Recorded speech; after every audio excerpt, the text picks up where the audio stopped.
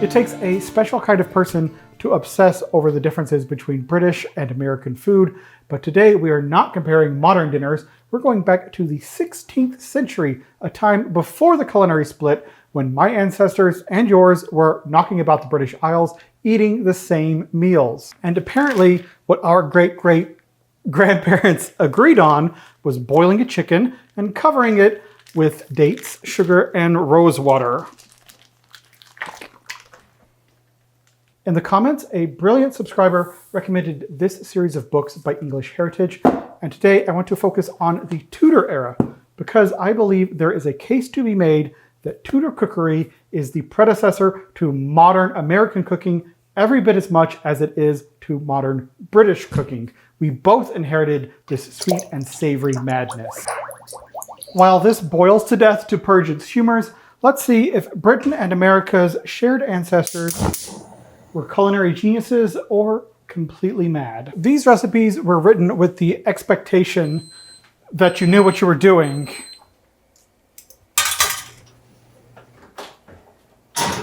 So while the recipe does just say to boil the chicken, I am going to poach it at 170 degrees Fahrenheit in the oven to keep a nice consistent temperature for about an hour, hour and a half until it gets cooked all the way through. Let's take a look into Tudor cookery and go over the recipes that we'll be using today, starting with capon with orange or lemon sauce.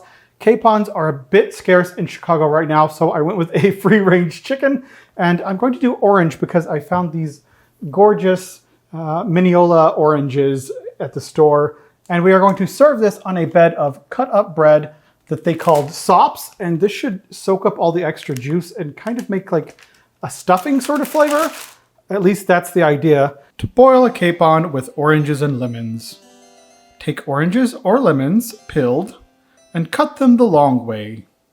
And if you can keep your cloves whole, and put them in your best broth of mutton or capon with prunes or currants, and 3 or 4 dates. And when these have been well sodden, put the whole pepper, grate mace, a good piece of sugar, some rosewater, and either white or claret wine, and let all these seethe together a while. And so serve it upon sops with your capon. If we're going to start cooking, let's start drinking and tear into this wine. Jesus, why is this so difficult? Jesus Christ. Finally. I think a heavy glass goblet is appropriate for the occasion. This is just Australian 19 Crimes. Nothing fancy at all, but I like the branding of it. Kind of lemony, kind of citrusy, not very sweet. It's a tasty wine, especially for the price point. Wow. Now with the chicken nice and poached, it is at 183 degrees Fahrenheit internal temperature, so I know it's not going to give me salmonella. It's going to be time to make the sauce for this. It's not the most visually appealing chicken at this point, but it's so hot. How do I get you out of here? Let's get it by the truss. Ooh, nope, that's coming undone. All right, double tongs. Maybe I can get this thing out of here, although I have next to no control with my left hand.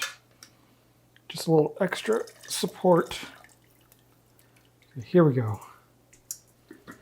There we go. And for the sauce, I'm going to set this to the side. Oofta. So for the sauce, we're going to start with the 575 milliliters of the poaching liquid, kind of chicken stock. We've got 3 ounces of currants going in here with the chicken stock. I've got 4 dates that I chopped up, and this was a couple of oranges. I need to simmer this for 5 minutes. So this is definitely a very interesting smell. You've got the chicken stock with like the oranges and the currants and the dates. Interesting. So now after it's cooked for 5 minutes, we're adding, come on, half a teaspoon of black peppercorn, teaspoon of mace. We've got 3 tablespoons of sugar, 150 milliliters of white wine, and 1 tablespoon of rose water. This is kind of reminding me of the Constant Spry Coronation Chicken recipe, like the marinade she made on the stovetop. I mean, it's not exactly the same, but boy, is it bringing up memories. So we're going to stew this on the stovetop for another 5 to 10 minutes. Let it get all reduced down a little bit and married together and tasty. As tasty as it's going to get. Boy, is that an inexplicable smell. Like nothing I have smelled before. And how often have I been saying that in this series?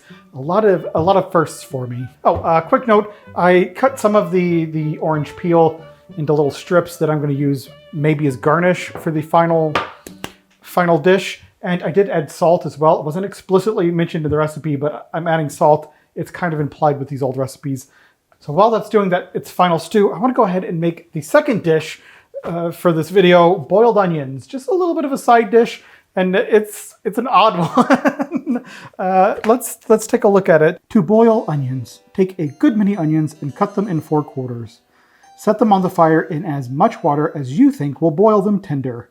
And when they be clean skinned, put in a good many raisins, half a spoonful of gross pepper, a good piece of sugar, and a little salt. And when the onions be through boiled, beat the yolk of an egg with verjuice and put in your pot, and so serve it upon sops. For the boiled onions, I'm adding into this pot, that's the bread. This is bread I cut up to be sops. So the capon, the chicken, and the boiled onions are going to be served on top of a bed of bread. 4 onions, peeled and quartered, going into the pot. We're adding enough water to cover them. Into this, I'm adding 3 ounces of raisins with the onion. Got a tablespoon of sugar. It calls for a teaspoon of pepper, and it does not say whole peppercorns. It says gross pepper in the original recipe. I don't know if that means ground, possibly, but I'm just gonna go ahead and grind this up. This recipe actually does call for salt, which confuses me a little bit. Maybe I shouldn't have added salt to the other one, but it's probably just inconsistent between recipes. I choose to believe that anyways. With all of these together, I'm going to boil this on the stove for 10 to 15 minutes. While those are simmering, let's go ahead and get the plating started. And the recipe does say to use white bread with the crusts cut off, but I want to make sure I have enough bread to fill them both up. So what I'm going to do is take, I saved the crusts of the loaf of bread, and I'm going to use the crust as like the base and then put the white bread on top of it. I'm no Tudor nobleman. I'm happy eating the crust of bread. Maybe I'll be a bit cheeky and hide it underneath hide it underneath the chicken and completely cover it with bread. So with the crustless bread to fill it up more, so I can save a penny or two, but still have the presentational aspect of it.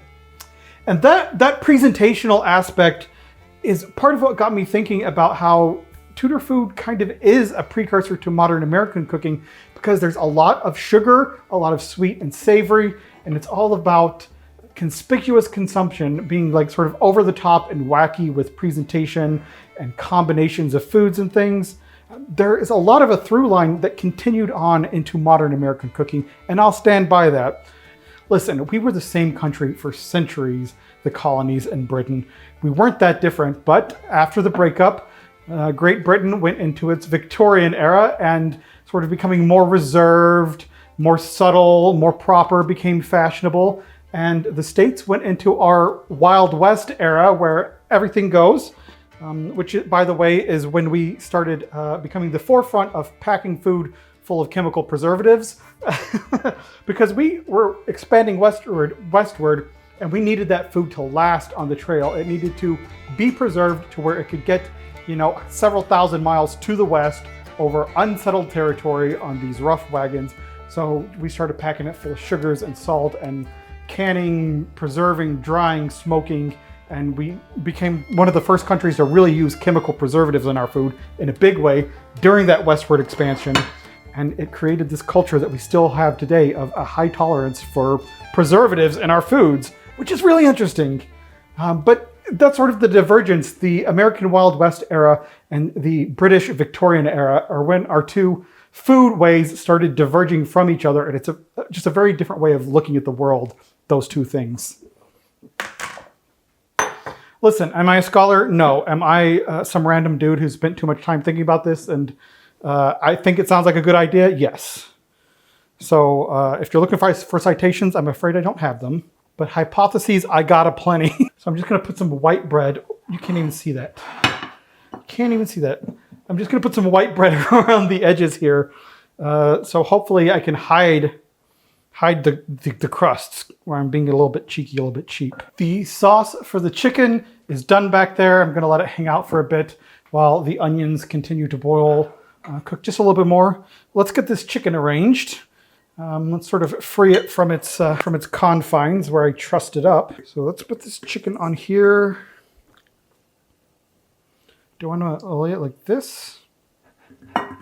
Yeah, I want to do it like that.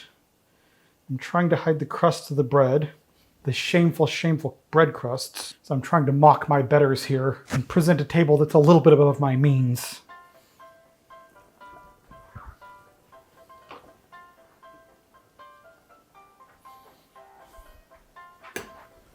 Pearl, you're not supposed to be here. What are you doing? You're not supposed to be on the counter, man. Why are you being so sassy? I know, get down. Get down. Get down. Ma'am. Ma'am, you're not supposed to be up there. Thank you. Goodbye. Okay, so it doesn't say to... Here we are with the finished sauce. It's thickened up a little bit, and it doesn't say to drain this at all, or it doesn't say to... Not drain. Sieve? What other word I'm looking for? I can't think of the word. It doesn't say to filter this at all. What word am I looking for? Strain! There we go. It doesn't say to strain this juice at all, this liquid at all. It just says poured over the chicken, the capon. Okay.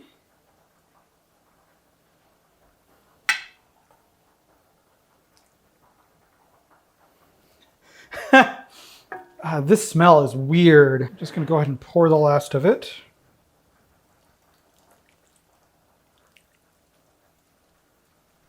I don't know what to think about this. Is it impressive? Is it disgusting? I don't know. That rosewater scent is really bugging me out, but it does kind of look cool. I do like all of the currants in it. It gives it a nice color to where it's not all just brown, but I am going to add some just some orange peel around the edges. Now, if I had taken the time to make candied orange peel and put it around the edge, I think that would have been really spot on, like really something you could have seen. And the sauce, that dark brown sauce, sort of hid any of the little peaks of the bread crust that were sneaking through that we cheekily added to save money. All right, wowzers. We just got to finish the onions and it is time for the taste test. So here I have 1 egg yolk. I'm taking a tablespoon of cider vinegar. Going to beat that into the egg yolk. Then with the onions simmering, I'm going to mix in the egg yolk and cider to serve as a thickener. The final step with the onions is the same as the final step with the capon with orange sauce. This weird smell of onions and vinegar and raisins. I don't know how to describe it. With a little bit of an egginess to it. And there were spots, it looks like, I didn't get all of the egg white off of the yolk. Because there's some streaks of egg white in here. So I wasn't as careful as I ought to have been, I guess. Onions on there, take some of this juice. So these smells that are hitting my nose right now, you've got rosewater and mace and sort of a sweet currant and chickeny smell coming up from this. You've got a strong oniony, vinegary, slightly eggy smell coming from this side. Let's head to the table. Bro, get away from my food. You're being sassy today. Okay. If you feel like getting out of the shot anytime soon, I can start the taste test. Pearl.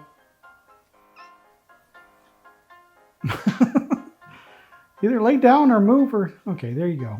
Good girl. What an interesting looking Pearl. Man. So this food does not look modern whatsoever. It does not smell modern whatsoever. So I am prepared to bet that it's not going to taste taste modern whatsoever either. Let's give it a bite.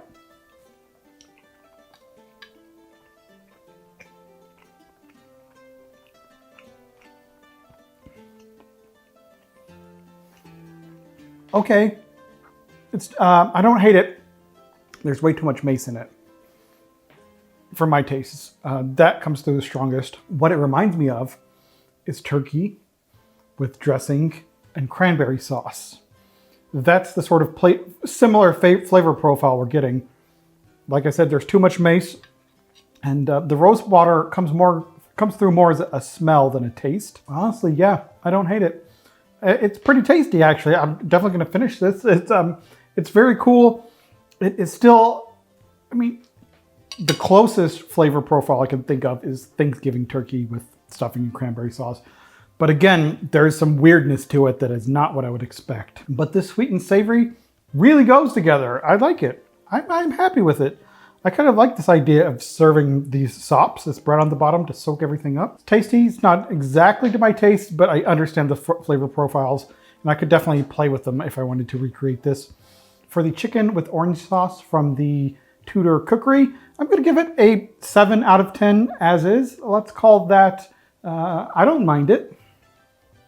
I'm trying to come up with names for each level, and I don't remember if I've named 7 out of 10 yet. I'm going to call it I don't mind it. Let's do the onions, though.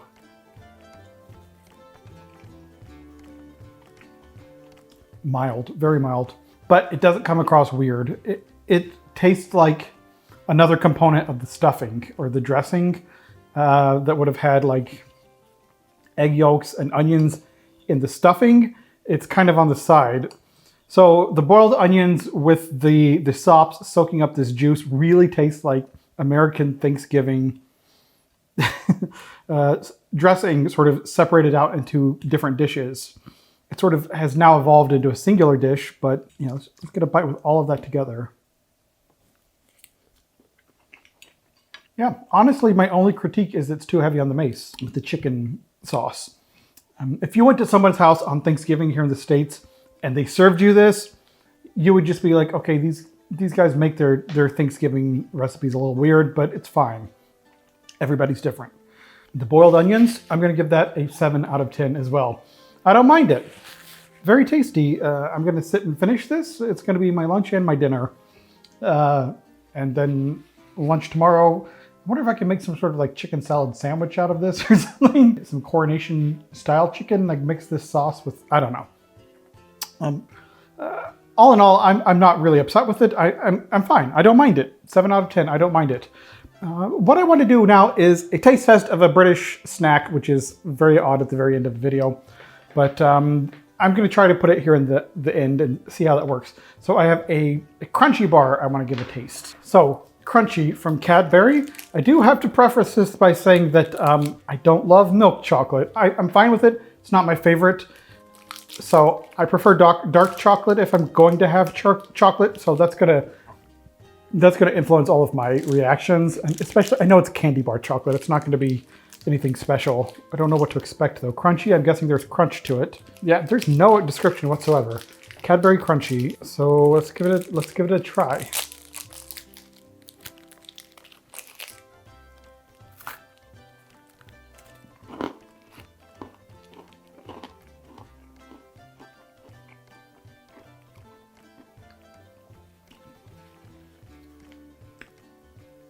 What the hell is that?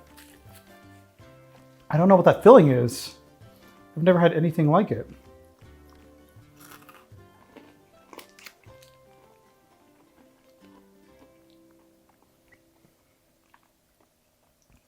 It's like that, you know, that like spray foam insulation? I imagine if you chewed on that, that would be the texture once it hardens. It tastes good. It is kind of like the middle of a Butterfinger. It's crispity, crunchity, buttery, no peanut buttery, but it's also lighter, like more aerated than the filling of a Butterfinger. It's good. I don't know how to describe it. Too many flavors going on. Okay, especially flavors I never had before. This one really blew my mind, this Crunchie bar. What a trip. I don't know how to describe it. The chocolate is a little bit too sweet for me. The filling is a little bit too sweet for me. I'll give this a 6 out of 10. Not bad. I don't hate it, but I wouldn't go back to it either. It's just not my favorite. I like mint. I do like mint chocolate. Again, I prefer dark, but if I'm gonna have chocolate, I like mint. I like some nougat. That is just weird to my teeth. All right, but that's all I have for today. Let me know what you want to see me make next, and should I make more of these, more food from different eras of British history, maybe more from Tudor era. I really enjoyed this video. I hope you did too. Thank you so much. I will see you in the future.